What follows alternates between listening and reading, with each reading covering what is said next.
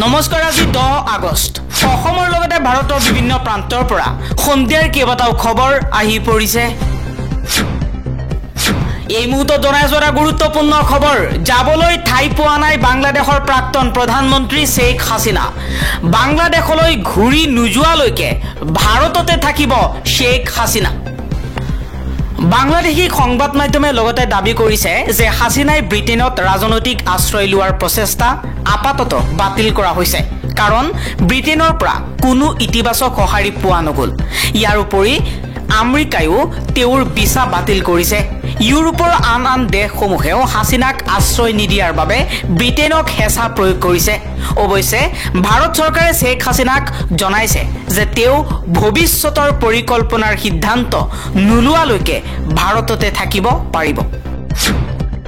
বাংলাদেশৰ ৰাজধানী ঢাকাত ওলাই আহিছে হাজাৰ হাজাৰ হিন্দু সুৰক্ষাৰ দাবী কৰি নতুন চৰকাৰক আহ্বান জনাইছে হিন্দু সমাজে এই প্ৰতিবাদৰ পিছতেই এতিয়া হলঠেকত পৰিছে অন্তৱৰ্তীকালীন চৰকাৰৰ মুৰব্বী মোহাম্মদ ইউনুছেও কৈছে যে বাংলাদেশত থকা সংখ্যালঘু হিন্দুসকলৰ বাবে বাংলাদেশ চৰকাৰে কাম কৰিব বাংলাদেশৰ উচ্চতম ন্যায়ালয়ৰ মুখ্য ন্যায়াধীশ উবাইদুল হাছানৰ পদত্যাগ উচ্চতম ন্যায়ালয়ৰ চৌহদ ঘেৰাও কৰি মুখ্য ন্যায়াধীশৰ পদত্যাগৰ দাবী কৰিছিল প্ৰতিবাদকাৰীৰ দাবীৰ পাছতেই পদত্যাগ কৰিছে মুখ্য ন্যায়াধীশ গৰাকীয়ে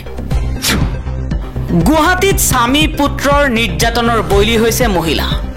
স্বামী দুৰ্গেশ্বৰ বৰুৱা পুত্ৰ সুদীপ্ত বৰুৱাৰ নিৰ্যাতনৰ বলি মহিলাগৰাকী বন্ধ কোঠাৰ পৰা উদ্ধাৰ আবদ্ধ মহিলাগৰাকীক বৰপুত্ৰৰ অভিযোগৰ ভিত্তিত সাতগাঁও আৰক্ষীয়ে উদ্ধাৰ কৰিছে মহিলাগৰাকীক গুৱাহাটীত মানৱ সমাজক লজ্জানত কৰা ঘটনা সংঘটিত হৈছে পাছান স্বামী কুলাংগাৰ পুত্ৰৰ নিৰ্যাতনৰ বলি 65 বছৰীয়া এগৰাকী মহিলা স্বামী পুত্ৰই ঘৰৰ পৰা বাহিৰ কৰি দিছিল মহিলাগৰাকীক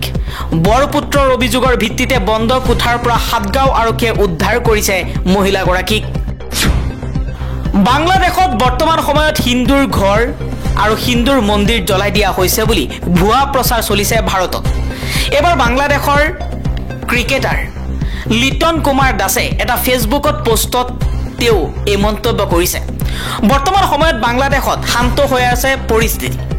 কোনো আক্ৰমণ হোৱা নাই হিন্দুৰ ওপৰত আৰু আক্ৰমণ হোৱা নাই মন্দিৰত খুদ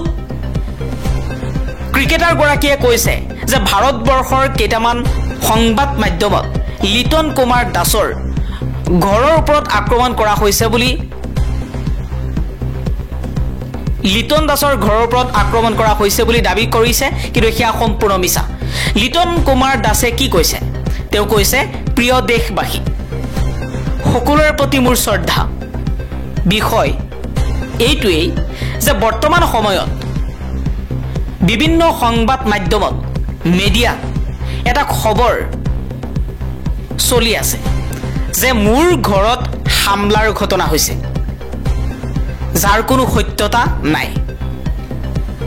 গতিকে কোনেও এইবিলাক উৰা বাতৰিত কাণ নিদিব আমি আৰু আমাৰ পৰিয়াল এতিয়া সম্পূৰ্ণৰূপে নিৰাপদ হৈ আছো আমি বিশ্বাস কৰোঁ আমাৰ দেশ অসাম্প্ৰদায়িক দেশ এই দেশে আমাৰ সকলো ধৰ্ম বৰ্ণ ভাষা নিৰ্বিশেষে একেলগে আমি আগুৱাই যাব পাৰিম ইয়াই আমাৰ একমাত্ৰ মূল মন্ত্ৰ হোৱা উচিত আমাৰ দিনাজপুৰবাসী সহ সমগ্ৰ দেশ অন্যায়ৰ বিৰুদ্ধে প্ৰতিবাদ কৰিব লাগিব যেনেধৰণে আমি প্ৰতিবাদ কৰাৰ সময়ত একেলগতে আছিলোঁ গতিকে যিসকলে উৰা বাতৰি প্ৰচাৰ কৰি আছে তেওঁলোকৰ পৰা সাৱধানে থাকিবলৈ বাংলাদেশৰ ক্ৰিকেটাৰ লিটন দাসে এই আহ্বান জনাইছে পৰীক্ষা কৰা হ'ব 2024 চনৰ ৱাকআপ বিধেয়ক সদনৰ যুটীয়া সমিতিৰ অংশ হিচাপে 21 জন সদস্যৰ নাম উল্লেখ কৰি প্ৰস্তাৱ গ্ৰহণ সদস্যসকলৰ ভিতৰত আছে জগদম্বিকা পাল নিশিকান্ত দুবে তেজস্বী সূৰ্য দিলীপ শইকীয়া গৌৰৱ গগৈ ইমৰান মাছুদ মোহাম্মদ জাৱেদ কল্যাণ বেনাৰ্জী আৰু আসাদুদ্দিন ওৱেইচি। হিন্ডেনবাৰ্গে অতি সোনকালেই ভাৰতৰ বিৰুদ্ধে পুনৰ এটা তথ্য ফাদিল কৰিব। এই মুহূৰ্তত আপোনালোকক দেখুৱাইছোঁ হিন্ডেনবাৰ্গৰ এটা পোষ্ট, য'ত হিন্ডেনবাৰ্গে কৈছে সামথিং বিগ সুন ইণ্ডিয়া। পুনৰ হিন্ডেনবাৰ্গৰ লক্ষ্য হৈছে ভাৰতৰ প্ৰেক্ষাপটত ডাঙৰ তথ্য উন্মোচন কৰাৰ ইংগিত হিন্ডেনবাৰ্গৰ। ইয়াৰ পূৰ্বে আদানী গ্ৰুপৰ জালিয়াতিক লৈ হিন্ডেনবাৰ্গে প্ৰকাশ কৰিছিল প্ৰতিবেদন। পুনৰ এটা ডাঙৰ বিগ সুন আহি আছে বুলি মন্তব্য কৰিছে, বিগ এটা আপডেট আহিব বুলি মন্তব্য কৰিছে হিন্ডেনবাৰ্গে।